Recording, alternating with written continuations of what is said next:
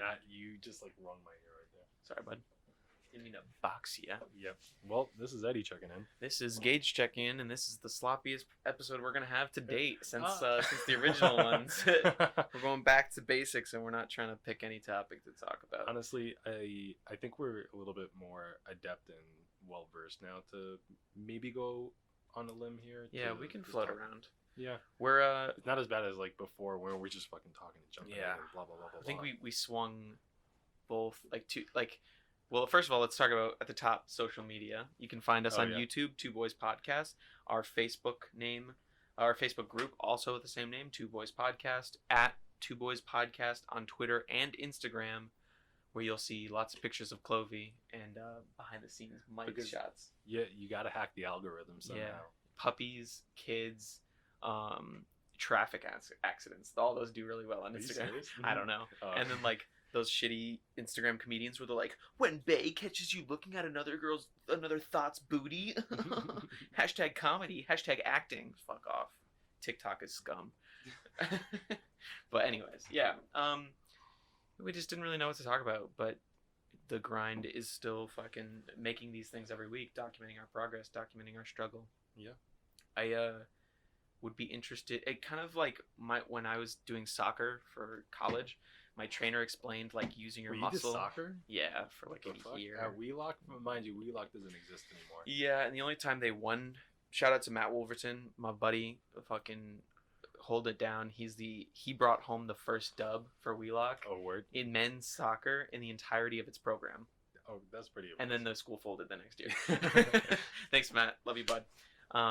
But yeah, it reminded me of like what my trainer was saying about using your muscles. Like the first time you lift, you're going to be so exhausted because you've never lifted before, so it underfires your muscle fibers. And then the next time you lift, it reactivates the memory of that muscle, and it overuses the muscle fibers. It uses too many because it thinks, oh fuck, we were underprepared last time. Let's, it overcompensates, and then the pendulum keeps swinging until you find a nice balance. It's by like the repetition of working out, of using your muscles. Literally the muscle memory is like knowing if I pick this plate up, find of the week, found it on the street, I know exactly how much I need to exert to lift this up. It's like when you lift up fucking a milk jug and it's empty but it's opaque and you're like, and you punch a hole through the ceiling. Yeah. But yeah, that's interesting. Yeah, Eddie and I just fucking same old grind. There's nothing exciting from week to week sometimes, but you gotta click record and have a chat with your buddy. Yeah. But dead air already. Yeah, dead air. Yeah, we'll cut this out. No, we won't. No, we won't. Living cutless in this life. Cutless, my fucking chicken cutless. Yeah. Fucking. I mean, I guess an update on my life, with the whole goal setting thing that I had in mind.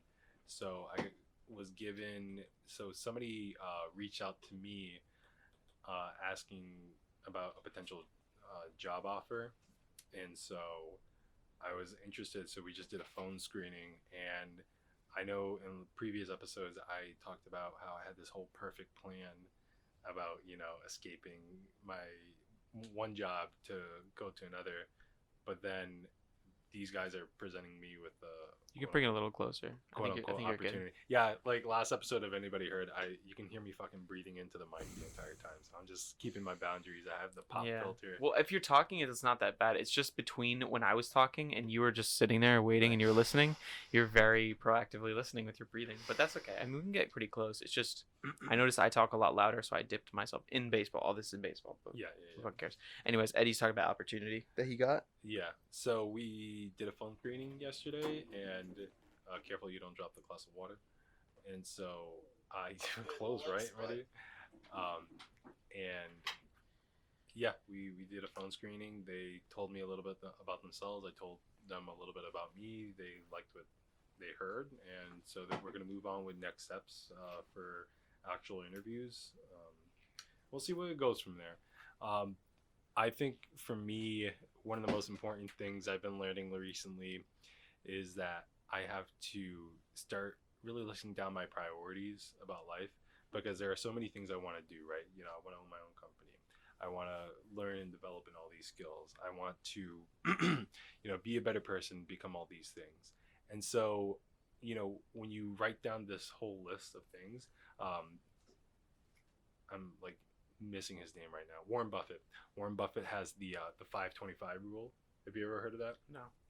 So Warren Buffett pretty much makes you writes down a list of 25 things, and out of those 25 things, he makes you pick what you think are the 5 most important things that you have to get done.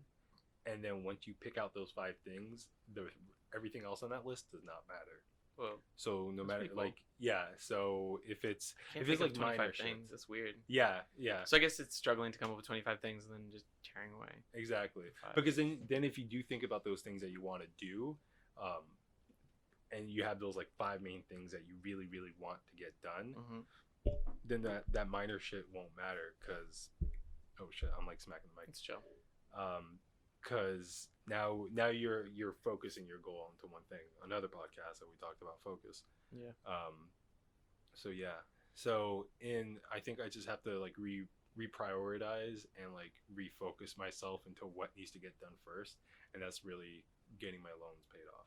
Because I feel like once that gets done, once I put that last payment in to get my loans finally paid, it just opens up so much more room, and it's just a huge load off of my back to really reorient myself from one stage of my life to another stage where it's just one less hurdle that I have to get past. If you're trying to jump over a whole bunch of hurdles and you're gonna fumble sooner or later, then when you do fall, it's gonna probably be hard to pick yourself back up. But if you're gonna attack one thing at a time, I think that's the best way to do it. You can still do your other side stuff. I'm not saying you can't. I'm just saying just find the thing that has to be taken care of like right away, or if it's going to be like a long-term thing, to attack it with as much intensity and focus as you can. And then once that's over, then you can go into the next thing. You can do it much faster too. Dave Ramsey was talking about that. Do you think we can hear that? The what? Oh, the bass? Oh, if you guys can hear that, I'm sorry. My roommates are probably listening to music. Sam just got a new sound system in his room. Is that upstairs or next door? It sounds like it's next door, like right behind us. Oh, it definitely sounds like behind us because it's pushing that way. Sorry, guys. Yeah, it'll be fine. The mics are a lot more concentrated. That's the audio I'm going to be using anyways. Yeah. We'll be okay. Sorry. Okay. No, that's fine. But that's pretty much it. What I was thinking about. That's how I've been feeling the last few weeks, along with a lot of other mixed emotions about life and work-life balance, and how those two things meld together. And also too, that if I get this other job, it'll bring a lot more consistency in my life. Yeah. Which I think is what I'm looking for. Because remember that episode you were talking about how, I don't know if you mentioned it, but for Gage, he has 2 jobs, and him trying to find free time to do the other stuff that he wants to do is hard because, those schedules are so mixed and throughout the day. Basically chasing every hour to work. I try to smush as much time to work and then give myself a day to decompress. Yeah.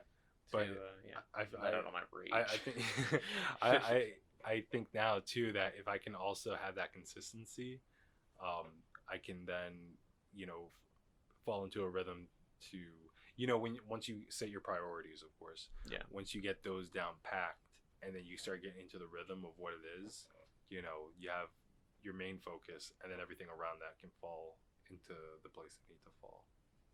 That's true.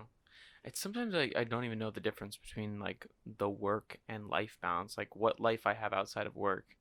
I was listening to Your Mom's House, the podcast Your Mom's House. Shout out to main mommy Tommy and Christina P, the water champ. I see you.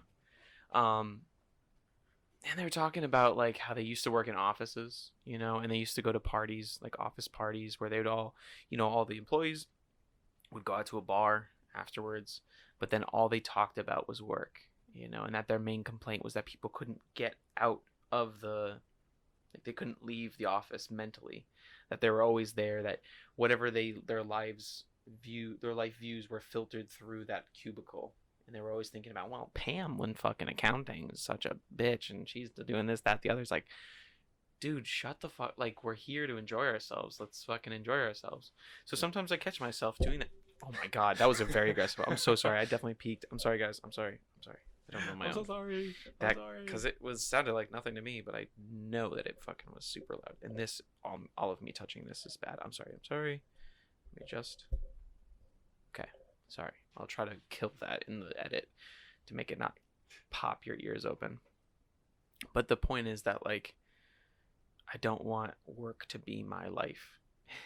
Work-life balance doesn't mean that like just about how much time you spend in and out of work. It's also about like where your mind is, because a lot of times what Eddie and I talk about is people, things from work, which is fine. It's like a shared experience of ours, but I think we do a good job. Actually, you know what? More now, especially since we have our flipping, that has become our main point of conversation, and it's get really exciting. Yeah. And that's technically work because you're making money off of it, but it's fun. It's like more of an adventure, more of a venture than it is like a job job. And we're also learning a lot from it too, off of each other. So every time we engage, meet up, or we're working the same shift, I'm always telling them about the new flips, or if I did it posting, or if something worked, something did I sell something, am I making a shipping label.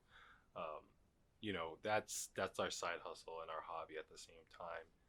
So I feel like that's just another fun aspect of, even if we're at work, we kind of get to escape from work because we get to talk about something that we genuinely it's very like. True. And then with us too, when we have our pre-podcast discussions, we do mention work, but then we can easily derail and like go off into a topic that has nothing to do with work, which I think is really nice. It's true. And I remember a couple weeks ago, a friend of ours who used to work at our store came back to visit us because he had a big announcement he wanted to make and share with all of us. And so we had a dinner for him, and one of our coworkers. Can I get a letter on that one? A letter? For a name? J. There's a lot of J's. Buddhist? Yes. Oh yeah, I wasn't around for this. I was away for Christmas vacation. Yeah. I mean, you also you were there while he was working there still, right? I was there when he was working there. I didn't see him when he came back. I missed him. I was really pissed because I missed him too. Yeah.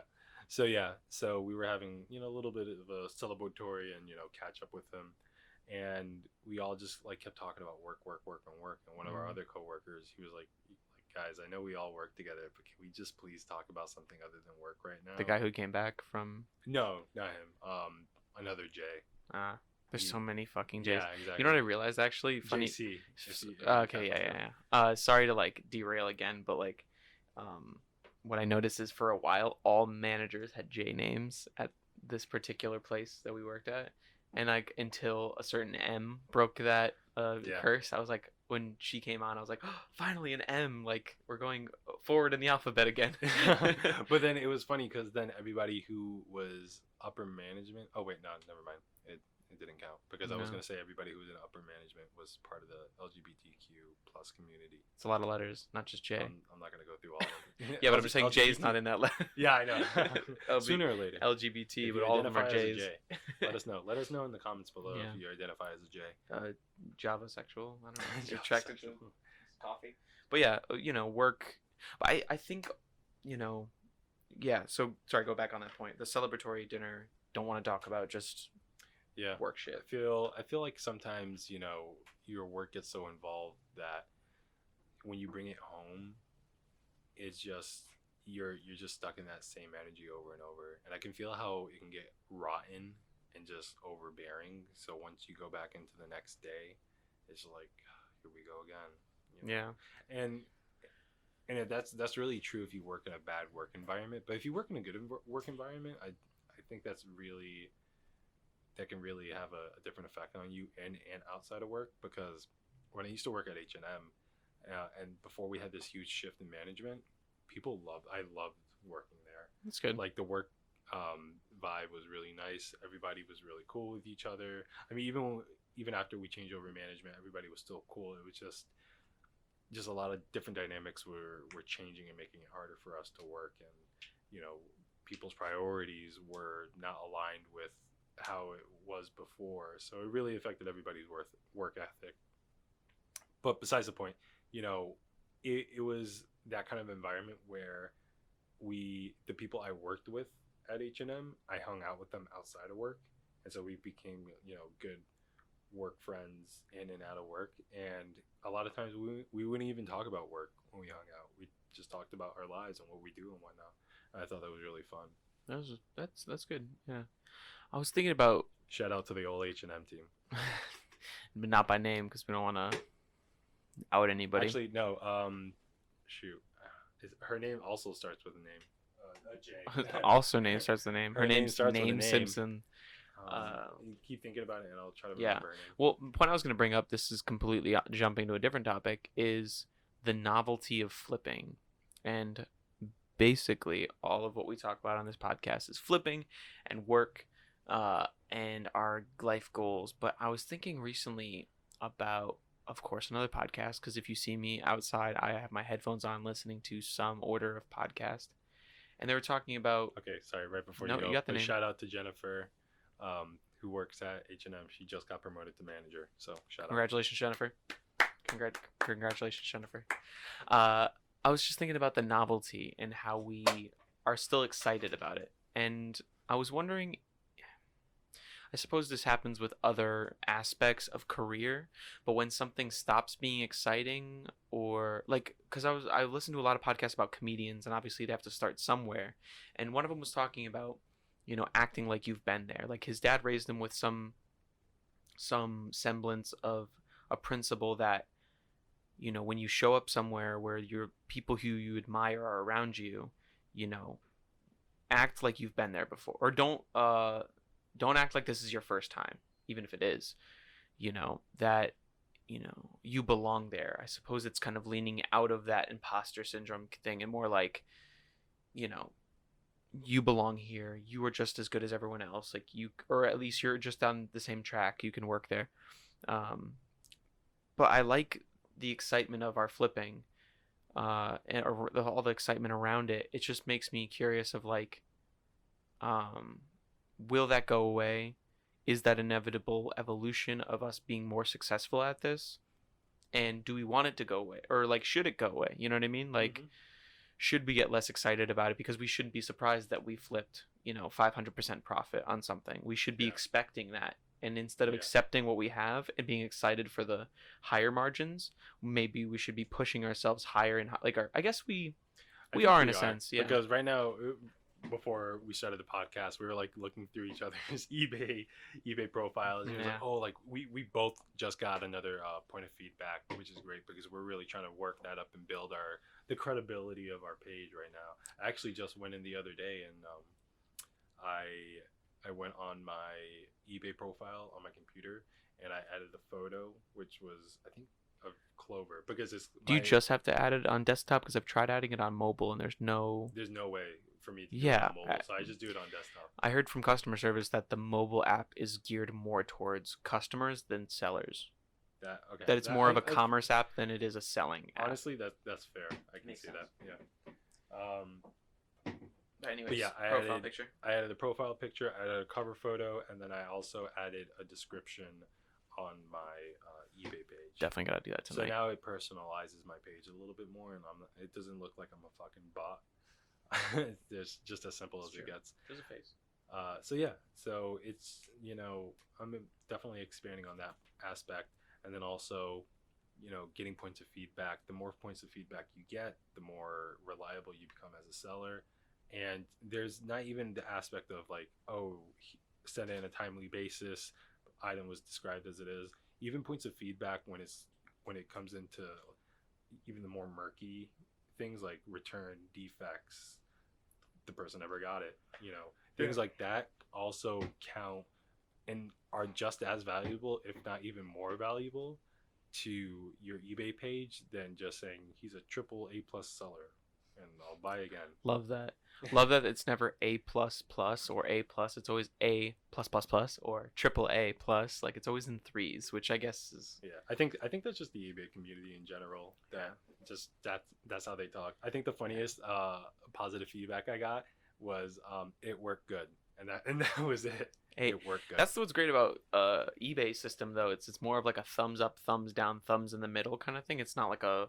Because if we were ranked on a star system, it'd be iffy. It reminds me of it'd be hard to keep those high margins. Yeah. So both Gage and I were from Connecticut, You ever took the CMTs? The only thing I ever learned from the CMT is that Eli Whitney created the cotton gin. Fuck the CMTs, bro. Yeah.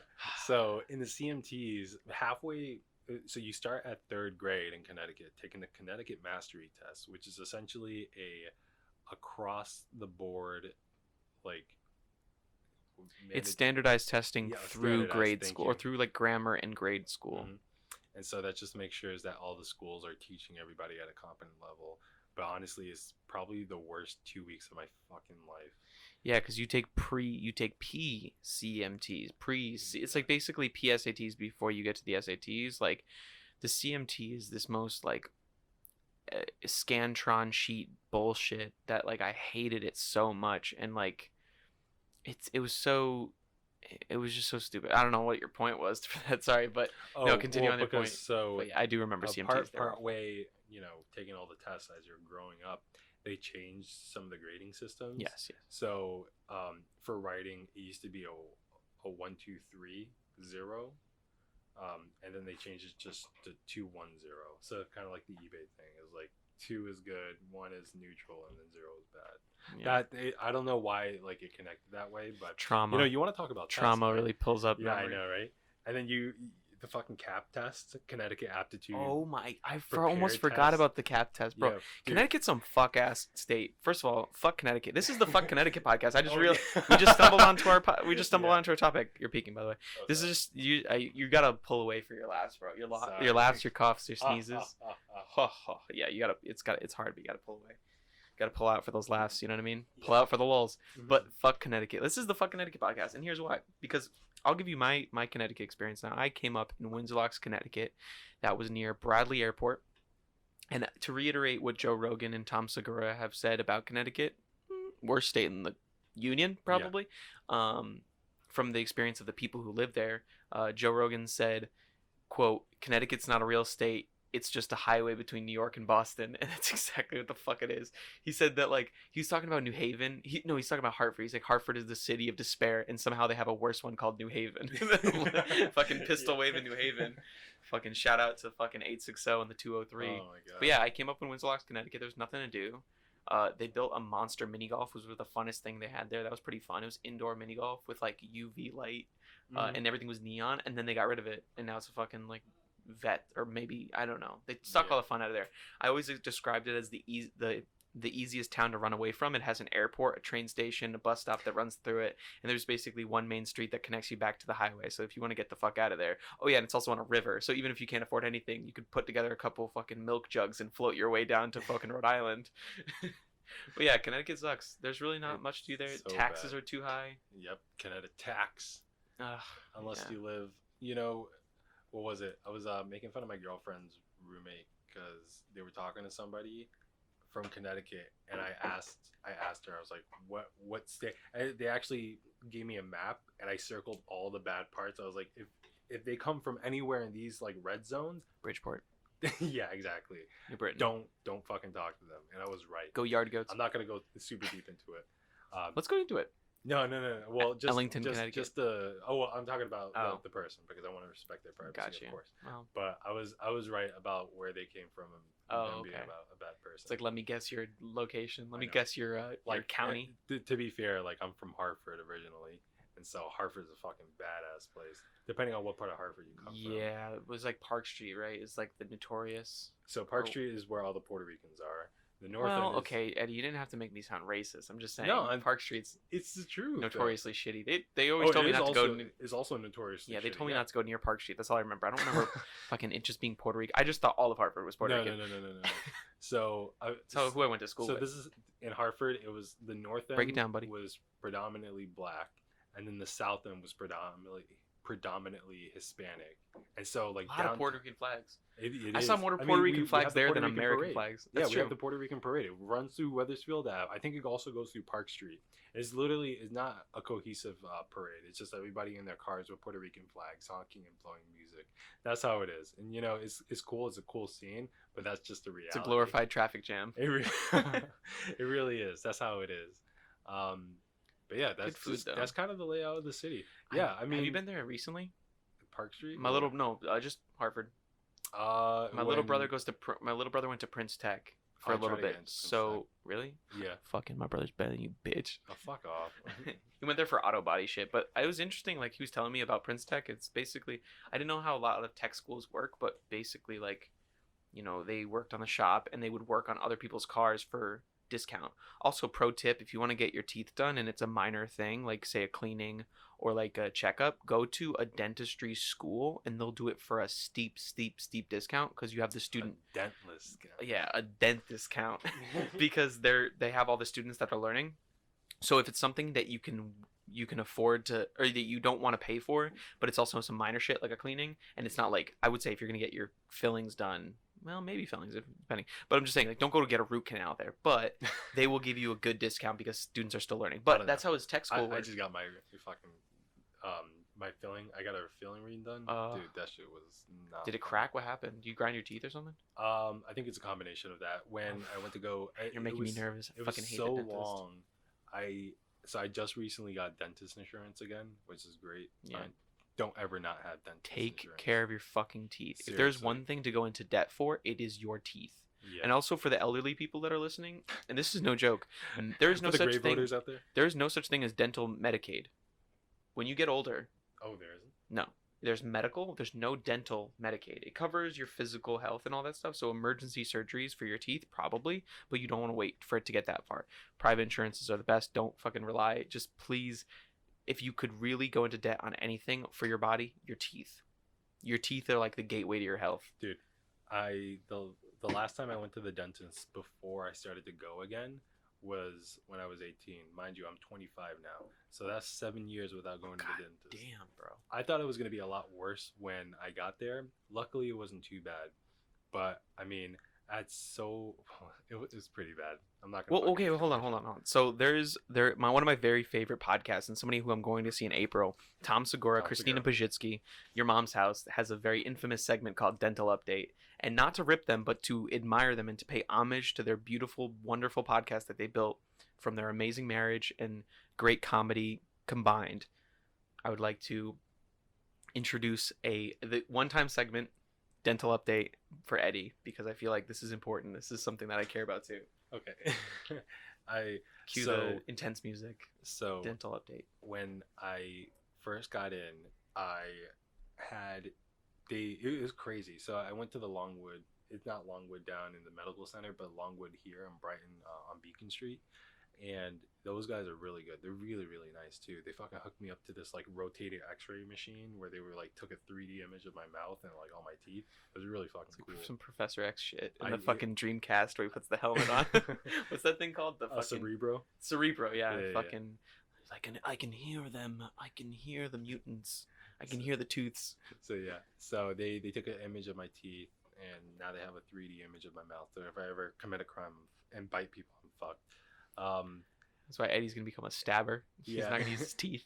And so they gave me a rundown. They checked out everything. I have a couple cavities on my left side of my mouth.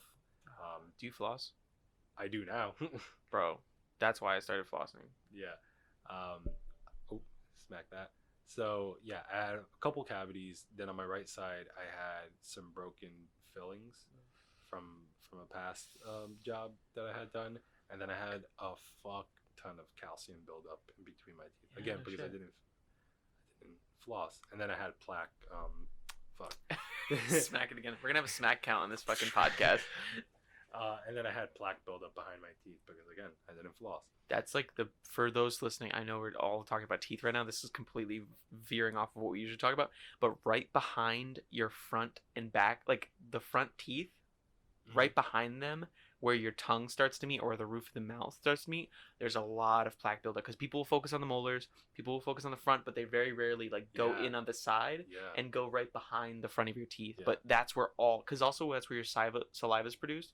And my dentist was telling me the saliva mixed with the food, mixed with whatever sugars, whatever, that's what creates the plaque. So right where it's building up at right where your tongue meets your teeth, that's where it builds up a lot. A lot. So when I tell you, when I went in for my first appointment, they removed that plaque. It was just very basic preliminary procedure. they removed that plaque, dude, and I can't tell you how good it felt to like feel the back of my It feels teeth weird, right? You can after feel the definition. You can feel yeah. the I definition was of your like, teeth. yeah, I'm like, After you feel after you have a cleaning, you can't stop like tonguing your teeth. You're like, you can't just tongue yourself, man. yeah, You're fucking it's so French weird. kissing It's yourself. like you're like, these are my skeletons. This Mhm. is my bones sticking out of my fucking head. It's weird, but yeah, take care of your teeth, please. Yeah, and so I've gone to 3 out of the 4 appointments that I have done. Paid them all out of pocket. My insurance is really good. Nice. Very happy. Nice. The first 2 cleanings was a deep cleaning of all the calcium buildup I've had over, because my dentist, she was explaining how the calcium has been building in between my teeth, Oof. and so that's pushing my gums out the Ooh. way. So, and that's is I like. Luckily, I don't have gingivitis or any like inflammatory gum disease. Yeah. So she was saying how, in order to get your gums back to the way they were, we have to remove all that calcium, and so your gums will tighten back up, and that's what makes them so strong and rigid. So when like dentists like this makes sense now. When dentists like fucking poke your gums and they just start bleeding off after a soft poke, like that's on you. Yeah, dude, that's your why gums, you floss. your gums are weak as fuck. Yeah. So I had cavities when I was a little kid. Like when I was a little kid, I had pretty good insurance. I had state insurance. Fucking Husky Health. Fuck Connecticut. Oh my god, Once I had again, Husky bro. Health too. He's such a jip. That's poor people healthcare. pretty much. So That- fucking. If you're in Massachusetts, that's Medicare. Yes, you're right. You're right. Mass Health. Mhm. Mass Health. Yeah. But anyways, yeah, I had. I mean, it was pretty good as a kid. I fucking had the worst dental hygiene. I think I've had like over a total like 10 cavities maybe 8 cavities my whole life. But recently, I just went back to the dentist. Now I have a new dentist on a new health insurance thing. It was out of a family recommendation of like a long history of doctors and stuff like that. And now I only go through recommendations for doctors and dentists. But this guy was great. Fucking shout out to Family Dental in Springfield. And for the first time in my life, I actually was able to talk face to face with my dentist as an adult and be like, dude, just look, I know you're gonna do the examination. I haven't been back in a year and a half. Give me the rundown. Luckily, I was so paranoid about my dental health that I didn't have any more cavities. The key is brush twice a day, floss twice a day, drink hot tea in between meals because it helps pre-digest the food, doesn't let it get stuck in there for more than like a couple hours. Mhm. That's why I always have comfort tea with my I have certain tea with my certain bites of eggs. Yeah. But I Heated devil eggs. my point was I sat down, I'm like, look, dude, give it to me straight. Tell me, I want you to like give me a mirror, show me each smack cam. Sorry again. Smack Mike. Smack Mike. Give me a rundown. Like, give me a mirror, show me my teeth, and tell me how much I need to take care of each of those teeth. And so he gave me a rundown because I was so paranoid. I had this jaw pain. I thought it was cavities. I thought it was like I needed a root canal. It just turned out it was just from my wisdom teeth being removed and my jaw is shifting. I mean, that's a whole other thing, but that's minor. So he literally went through, he's like, okay, so this is a filling on this tooth, this kind of overhangs, so you might want to go back here with some gauze and make sure you floss that last piece because you got your wisdom teeth removed, so now there's a gap there. But bro, I brush my teeth at work too because like after my meals, so I brush at least twice a day and I floss at least twice a day, and I'm on top of my dental shit, bro. Last time I went back for a cleaning, I didn't even have to see the doctor. The dental hygienist, she did her thing. Quickest clean I've ever felt. I can still feel like the definition of my teeth before I even got there. She just scraped a little bit. I was done, and it strengthens your gums too. And she's like, "Do you have any questions for the dentist?" And I was like, "Nah." And she's like, "You have perfect teeth. You're good." I'm like, living dentist. Living dentist, bro. So I mean, yeah, take care of your teeth. That was a weird fucking tangent, but no, it's just the priority I in learned life. my Yeah. lesson now because I was getting my filling done. My most recent procedure was Mhm. getting a filling redone. Dude, it doesn't matter how much they fucking numb you, you still feel that shit. Because they get this like sonic screwdriver from fucking Doctor Who They get and some put it in your mouth, motherfucking and then it sounds like the Sonic. Walt. Yeah, Sonic the Hedgehog doing like that the spin move. Oh, dude, when I walk into a dentist's office, I just hear the fucking grinding, man. It psychologically fucks you because so I need to take like a Valium next time I go in there, man. Like it doesn't help. It doesn't help that I'm numb. I can still, because there was one traumatic incident I had at the dentist where I jumped up in the chair and the drill went in, and I was like, oh. Yeah, man. So, dude, when that bring music when if you're that gonna tool, go to the dentist. yeah, that's another Noise big thing. canceling headphones. Although your bones are conductive, so it'll go right to your eardrum, bro. Like Yeah, no matter how dude. much you cancel the noise outside, it'll help diminish it. It fucking vibrates your teeth, man. But And it's like if you that's close the your pain ear that and you talk, you can can't. still hear yourself talk. So Yeah, it's like that's the pain you just can't like numb at all. Yep. Because once the he got to the sensation. very bottom, and it was like hitting the pretty much my root, I can just feel my whole jaw vibrate, and it's like the most uncomfortable tickling sensation I've ever felt in my life. It's like cold. It is, Ugh, yeah. fuck, But man. after they start putting the Sorry, we phone- should move on, dude. We're so Yeah, triggering anybody I who's know. afraid of. I also got to get my wisdom teeth removed, and that's it. Oh, really? You haven't got them removed yet? I've only gotten one of them removed. I got them all four at the same time. These two. Well, when you're on Husky Health, I was on Husky. Actually, my we'll get mom into can only that. afford to get one out, but Yeah. I need to get these two on this side out because they're starting to give me a lot of problems. Yeah, I did it when I was at a certain age bracket. That's why I was able to get away with it. I went from Husky A, not Husky D Health. But, shout out to my mom pulling me off of Husky Health. It doesn't cost her any money, but you know what? She still did it just to spite me. So I had to pay for fillings. That was fun. Yeah. Fuck Connecticut. Fuck Connecticut. Yes, in summation, fuck Connecticut, fuck Hartford County. But Trying to think some other I'm stuff. grateful for the high school I went to for sure. I went to a math and Same. science high school, and that shit taught me so much more, like how I can't coast off of my basic intelligence that I had through middle school. I got to high school and I was actually challenged as a student, and I flopped, and that was a hard lesson for me to take. That I was a fucking terrible student. I needed to work on my work ethic, and I think even graduating college, I still don't have a good enough work ethic. I think if I looked back on the long history of my life, definitely in a better spot now, but I still got so much fucking work to do work ethic wise. You know what's a crazy concept? Staying back a grade. I knew one kid in my entire like grade school career. He stayed back, and I remember when I was in middle school, that was like a big jump in a learning curve because subjects got harder, work got more intense, and I was getting B's and C's instead of the usual A's, and I thought getting C's was gonna make me stay back a grade. I was so paranoid as a little kid. But yeah, I remember one kid, I forgot his name, I think it was Kyle or something. We were all in 7th grade, and he stayed back, and so when we're all in 8th grade, we see him still in 7th grade, and we're like, man, my dude, what are you still doing there? That sucks when you Like, get to that high school whole too. concept. High Think of school that and middle whole school. concept. Is like I failed the class in college, and so I know the feeling of having to take it over again. Yeah. But imagine having to go through an entire year of the exact same subjects. Ugh. And that's when kids give up, man. That's They're like, crazy. fuck this. If I failed a couple, Imagine having to take the CMTs a year longer than you should. you fuck the CMTs, dude. I have 2 weeks of like our school life. shout out to my little brother though, Joey. I love you. Skipping a grade, bro. He's gonna graduate this year at 17. That's good. Good on him. Fucking good on you, bud. Love you. He actually just turned 17. Or did he turn 16? Right now. How old am I? To No. this minute. Oh, fucking Christ on a cracker. Jesus. That's why you don't sneeze into the mic. No, February 11th was his birthday. I think he just turned. Did he just turn? Let's see. Oh fuck! I think he just turned 16 actually. Bro. And he's gonna graduate at 16. Yeah, he's gonna graduate at 16. Good on him. Yeah, because I graduated. He's one of those like weird kids who like February. got in early because of his birthday and whatnot. Yeah, I never knew how those worked. I still don't know the math on I'm that. technically like a year late. I was supposed to start a year earlier, but like since my birthday fell in January, it was one of those weird month spots where you're like, should you start there? I mean, I graduated 18 years old like everybody else. I graduated 17 years old, and then I turned 18. Don't turn the rub it in, okay? Oh wait, did I? No, I didn't graduate. I graduated at 18. Yeah. Oh. So wait, did he grad?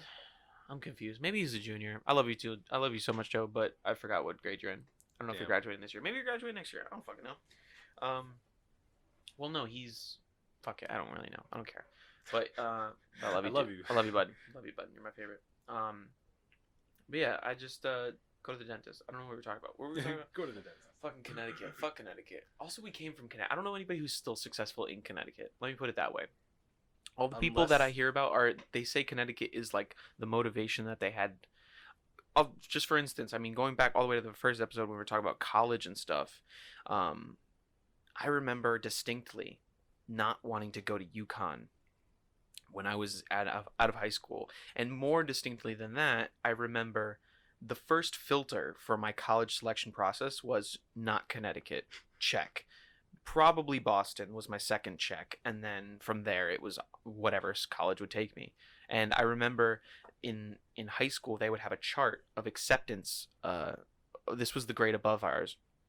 It was a bar chart of the acceptance in our high school, people who got acceptance letters, and it was like Panoma, fucking, University of Oregon, some like weird shit along the way, maybe some Northeastern, whatever. But then the giant spike in the middle was UConn, and it was like 40 people accepted to UConn or whatever, because everyone was going to UConn because they give you so much in-state discount, and then everything else is just fucking. Honestly, looking back at that would be nice for the in-state discount. I know, I'm kicking myself for hating Connecticut so much. Fucking Connecticut. But Connecticut we wouldn't have met. You wouldn't have had the opportunities that you had. You wouldn't have met your girlfriend. I wouldn't have met. I wouldn't have $100K plus of debt, Yeah, I mean, a lot of things wouldn't have happened. But thinking about being in Connecticut, even if you didn't have that debt, think about where your life would go. Dude, maybe we would have been at UConn. I know, right? Ironic. But yeah, it's just a bunch of cows. Fuck Stores, Connecticut. Fuck UConn. It's just, I mean, great WNBA UConn team. Great job, guys. Oh, yeah. Also, Wings Over is over there, so great. I mean, Wings Over is everywhere, dude. It's a fucking chain. I know. But Stores, Connecticut is just cows and nothing to do. I probably would have been like... I mean, all of Connecticut I is mean, nothing like to drinking do. or whatever, but What's the I feel like beach I would have that fallen everybody into hard to? times. Yeah. Oh, Rocky Neck? No, not Rocky Neck. It's like the Ocean Beach. I It's mean, in Rhode wow. Island. Oh, Hammonasset. Hammonasset. Just over the border from Connecticut. Fucking hated that. Hammonasset. That water was mad fucking dirty. Brown water. If you're I think you're still thinking of Rocky Neck, bro. Rocky Neck? No, it's not Rocky Neck. It's a long. Rocky Neck was technically still in Connecticut. It's Niantic. Niantic? No, it's not that. No, Niantic is the town that Rocky Neck was in. What's up, Clovey? Oh, whoa! Look, there's Yeah. Clover right. But Hammonasset's technically in Rhode Island. It's just over the border from Yeah. Connecticut. No, the nice clean. Clover, like, you lake. stinky bitch. You're so fucking Did she stinky. fart? Yes, she fucking farted. Well, good thing you're right next to the window. Yeah, it's true. But you ever been to Coventry in Connecticut? Yeah.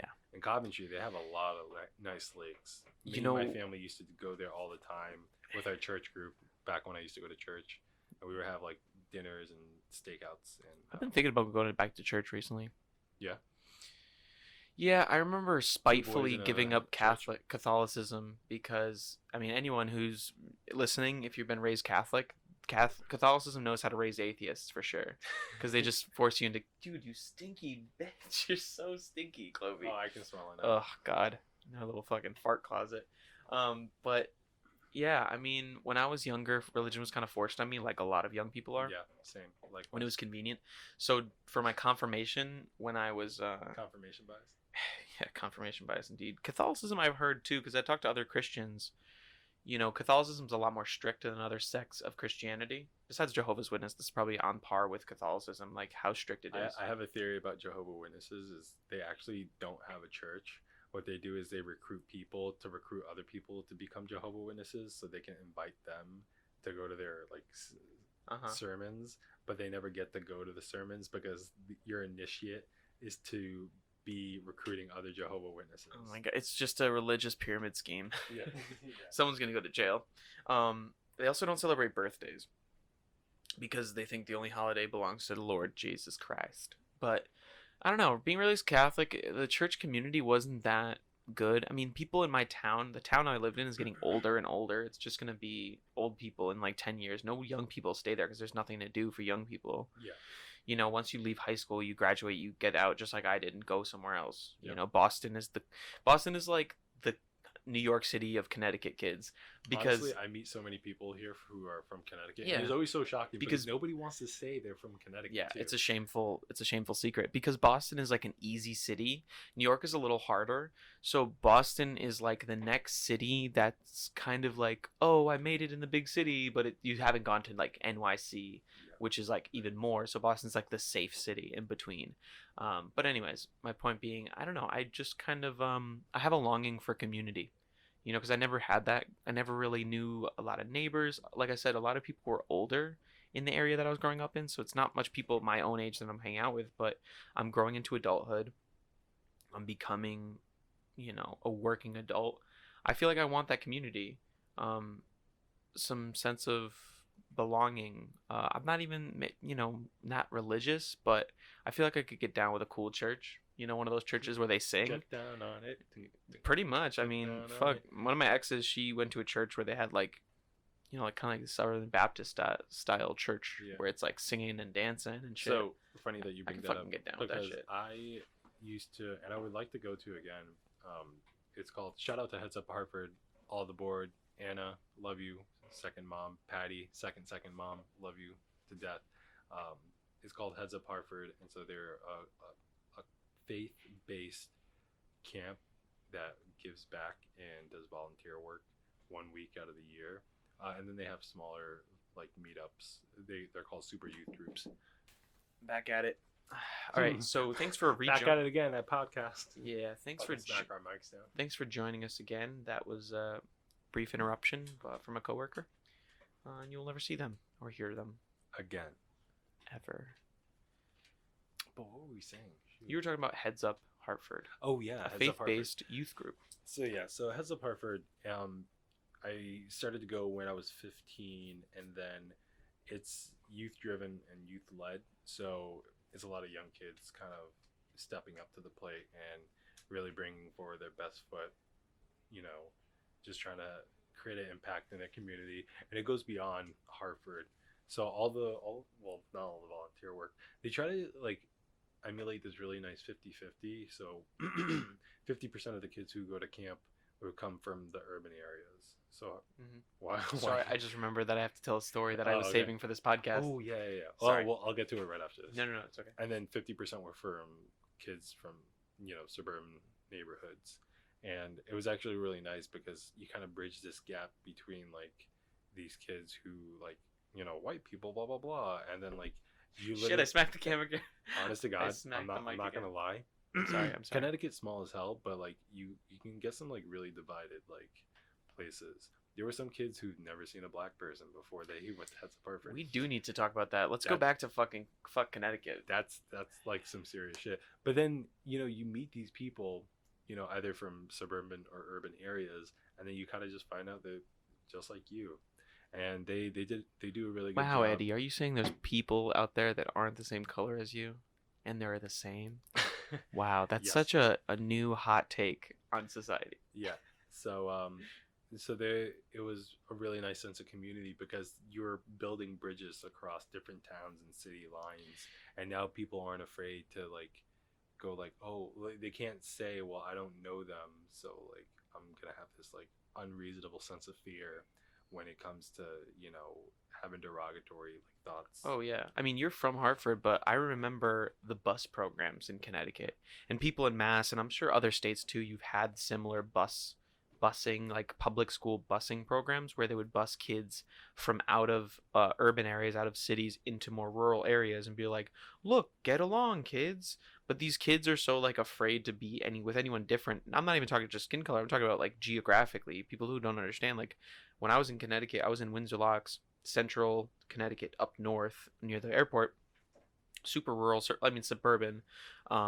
And they would bus kids in from Hartford. And instead of like integrating us into one big community, it was just like, oh, what about those Hartford kids though? Like they're always the annoying, loud kids. And it's like, that's how they were perceived. And to be honest, that's kind of how the teachers perceive them too. Like as much as they want to bring everyone together, these kids don't really want to fucking be with other kids that are from outside of their own town because they don't really feel comfortable. They don't know what to do in that town. They can't leave the school. They're literally just coming into this town to go to the school. Yeah. It's like they're being bussed in as like prisoners for like a work program. Like they're not allowed to leave the premises. They're not allowed to enjoy the area. That bad? There are some people in Connecticut who've grown and lived in Connecticut all their lives. One of my high school friends, her ex, came to visit me one time, and that was his first time ever leaving Connecticut. It was from Hartford. What the fuck?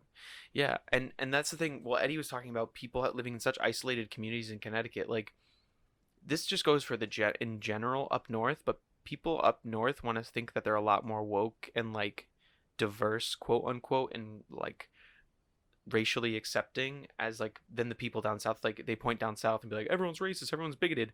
But if you want to talk about who's the most integrated, it's people in the south.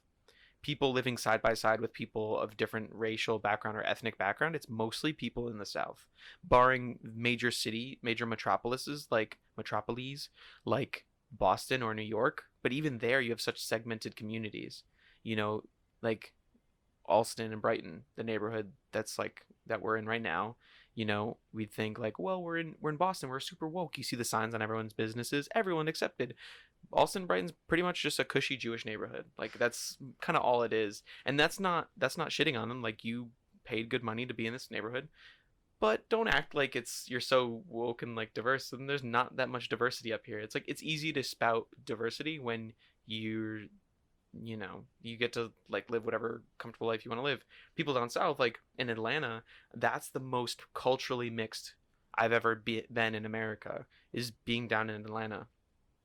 People, black, white, Hispanic, like much more integrated than it is in the up northern urban areas. So I just don't like that kind of like hypocrisy. But that kind of busing program, specifically in Connecticut, again, fuck Connecticut. That's the name of the hashtag FCT. It's like you have such rich areas. I'm talking Groton, fucking Orange, Ellington. Glastonbury, I would say Glastonbury, but it's like high middle class. Yeah, fucking Vernon, Ellington, Bristol. Bridgeport. Speaking about building bridges are important except Bridgeport. Yeah, Bridgeport honestly looks like an abandoned city. Really? Oh my god! I haven't been there. Dude. I'm just kind of naming them off right now because I fucking hate all Connecticut. You've never been to Bridgeport? Is Bridgeport bad? Bridgeport is horrible. Okay, never mind. So I was thinking of Bridgeport University. What was I thinking of? You mean Bristol? Bristol's nice. Okay, yeah. There's so many different. We have Berlin, Connecticut. There's so many fucked up names. But yeah, I mean, there's so many. Is Newport? No, that's Rhode Island. There's Groton though. It's like basically the towns that are closest to New York. Those are the people who live in Connecticut and commute to like New York Gretchen. City. Yeah. Stanford. Those Groton, Connecticut. Yeah, those are like pretty much that like little leg that like pushes into New York. Yeah, Connecticut doesn't really kind of motivate much inspiration. Yeah. From its people. Yeah. To do much, because then they're like, oh, you want to build a small business? Here's a giant tax rate that you have to pay. It's like, okay, so I'm just gonna leave the state real quick. I'm gonna fucking hold up, scoop. I'm gonna secure my bag, and I'm gonna go to Texas where they have better like tax rates or whatever. But yeah, Connecticut sucks donkey balls. And all we're good for is Lyme disease and Mark Twain. I remember talking to somebody and bringing that up. I said like, oh, the only thing that Connecticut's known for is Mark Twain and Lyme disease. And he's like, I actually got Lyme disease when I went to Connecticut. Mind you, this kid visited Connecticut while going to the Mark Twain house. Doing the CMTs, learning about what's his name? I just forgot his name. Eli Whitney, cotton gin that was invented in Connecticut. No, he's from Hawaii originally. Is a military kid, and he visited Connecticut once, got bit by a tick, and got Lyme disease. Old Line, that's another beach. It's pretty good. But yeah, fuck Connecticut. I'm definitely gonna like at Mike Falzone. I love you, buddy. Love dynamic banter. If you ever hear this, please listen to this. And I know that you still love Connecticut a little bit, but even just putting Connecticut on the map, just hear us out. Hear us out. Yeah. A bunch of CT boys. You want to finish off this podcast with your story? I think I'm actually gonna save it for the very next. Damn, I know. You're actually never gonna hear it, guys. Well, because we're already about to hit 50 minutes. Oh, are we? Damn, I was gonna bring 60 minutes on CNN. I don't know. I want to keep them a little shorter. I'll save the. I want to hold on to the story for when we really need something. Yeah, this one we rambled, but there was something I was gonna bring up. Fuck. It was something about Connecticut for sure. Bridgeport. I guess it was the part about just being so segregated. Like, no, I will people say are in their isolated. The Connecticut River did change. It used to be a Class D river, which was like you can't even touch the water without getting like. Oh, you're talking about like chemicals and shit. I don't even know what you're talking about. Oh, sorry. Yeah. So the Connecticut River. So if you ever want to dump a body, just do it in the Connecticut River. Facts. People are doing. Jimmy Hoffa's definitely in the Connecticut River. Actually, really interesting thing about Hartford and Connecticut. So back in the 80s. The Connecticut River used to like have a bigger flow, and there was a bigger section of it that it took up.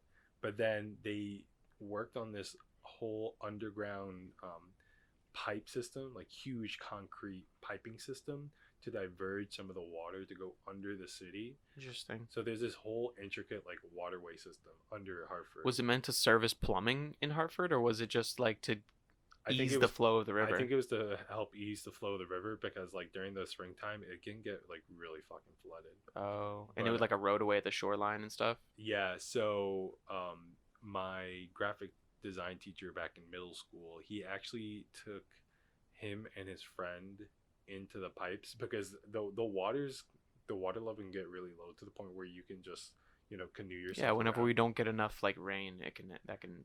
Yeah, and so That's how the Thai soccer kids got stuck in that fucking thing. He shouldn't have gone in the pipe system. Yeah, dude. So, he was like showing us some of the pictures, dude. That like is fucking scary and it's dark as all. Of course, it's dark as all shit because you're in a pipe. That I'm in a no pipe. light. But he was showing us like just all the trash that was down there. He showed us a full like car just like wedged in between, like. Bruh. Yeah, he's a like car. You wanna talk about fucking Mother Nature and how strong like those currents can pull a whole fucking 2-ton car. Shit. Yeah. Wow. But yeah, I think that's one cool Yeah, thing about Connecticut and Hartford. Yeah, I mean, I'm sure. Look, there's great things about every state. There's great things, and it's always like we look back on our childhood sometimes with the shit-colored glasses. Like I fucking hate, I hate where I grew up because you want to move away from where you came from. I just think in general, it's funny because I'm not saying, well, I am saying where we are is better, but it's just funny because Connecticut's one of those states where more often than not, the people that you see have left, first of all, A, left the state, and then B, do not look back fondly on that state. Where you catch someone in the wild and you're like, hey, where you from? They pull you in real close, they grab you by the back of the neck, and they're like, look, buddy, I'm from Enfield, but I don't want to talk about it. It's one of those things. It's like a dirty secret somehow. But yeah, Connecticut's just a funny state. Whenever I hear Connecticut being referenced in TV, radio, movies, shows, or whatever, it just makes me chuckle inside because Connecticut's like the oft forgotten state. It really is, yeah. But yeah, fuck Connecticut. Yeah. Maybe it's just the episode where we vent about our childhood and Connecticut. But yeah, we. Oh yeah, you know what? Okay, yeah, for sure. You want to do your makeshift? No, I'm not. This is a joke. I found this on the street. It's a piece of china. It's a Triumph American Limage, and it's this guy. I thought it was funny because this guy is strumming to these two ladies, and it made me think of that Vine of that black guy with a guitar. The "I love you, bitch. I'm never gonna stop loving you, bitch." So I just thought that was funny, but it's not my find of the week. I just didn't want to break ceramic. What Eddie's is though, here I'll hold it up for you. Eddie's is always a jacket now. Pretty much, right? It's just gonna be the jacket of the week. I know. I think I'm gonna have to like start transferring out and just start getting spring apparel because we are changing seasons. Yeah. But yeah, today I went to one of the local thrift stores and found this Harley Davidson fucking windbreaker. Is it? That's how it was listed. It was listed as a windbreaker with a fleece lining. Yeah, but it's a double jacket. I think it's the material that defines the windbreaker. Yeah. You can actually remove the inner layer right here, and it's reversible too, which is and really it's nice. First of all, it's reversible, it's removable, and it's just a fleece. So if you were to remove the liner, it would become its own jacket. Yeah, which is or you could wear just the outer shell, which is fucking fire. Yeah, and it's button. It's a nice jacket. Yeah. Harley Davidson's a great brand. Yeah. Here's another thing. Actually, I'll touch upon this a little bit about flipping. So once you start flipping, you become more consistent and understand the brands. There's like a double-edged sword because not only do you know what brands are kind of high in its value, some thrift stores start marking those items at higher price points. So now, if you're trying to get like a regular Ralph Lauren nice polo that has a good graphic on it, if that will sell well, then sometimes the thrift store catches that and then they mark up their prices for that item. Everything would be like $3-4, and all of a sudden you're like looking at a $12 item.